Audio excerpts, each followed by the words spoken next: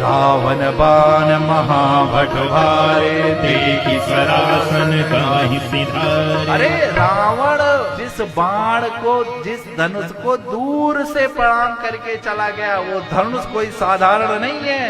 ये भुजाओं का बल चंद्रमा और शिव जी का ये धनुष राहु है। इस कठोर धनुष को जो तोड़ेगा वो उसकी विश्व विजय कीर्ति होगी और माँ जनक नंदनी उसके गले में वरमाला डालेगी। अब सोचिए, इतना सुनना था।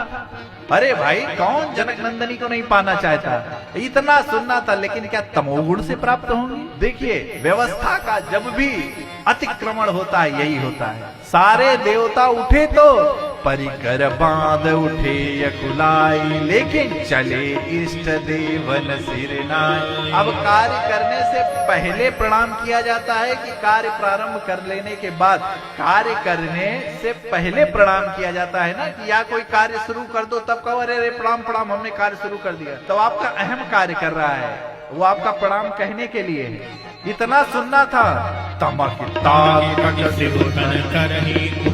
कोटि भांति बल करहि, जिनके कछु विचार मन माहि, चाप समीप महीप न जाहि। अरे, जिनके मन में भी थोड़ा कुछ विचार था, जिनके कछु विचार मन माहि, चाप समीप महीप न जाहि। अरे, जिनके मन में विचार था कि अरे जगत जननी है, लेकिन इतना ही नहीं, एक से एक राजा इतनी जल्दी उठ रहे थे, कहीं ऐसा ना हो कि वो हमसे पहले धनुष तोड़ दे।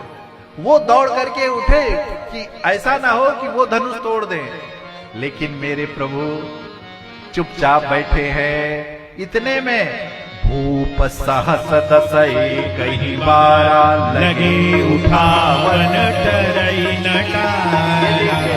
ये संगठन नहीं था, मिलना नहीं था, ये तो मजबूरी थी कि कहीं ऐसा ना हो कि कोई और तोड़ दे। अब आप सोचो, ये क्या है? इस वृत्ति से कभी विजय प्राप्त हो सकती थी? क्या जरूरत थी 10,000 राजाओं को उठने की? लेकिन ईर्षा कि भाई, अब सोचो यदि 10,000 राजा उठा देते तो बाद में कितना भीषण युद्ध होता, क्योंकि जानकी जी का तो ब्याह एक से होता, तो 10,000 आपस में लड़के मर जाते। इसीलिए धनुष हिला तक नहीं। श्रीहत भय हारी जी राजा, बैठे निज निज जाय समाय। अरे देव तनुज धरि मनुज शरीरा, विपुल वीर आए।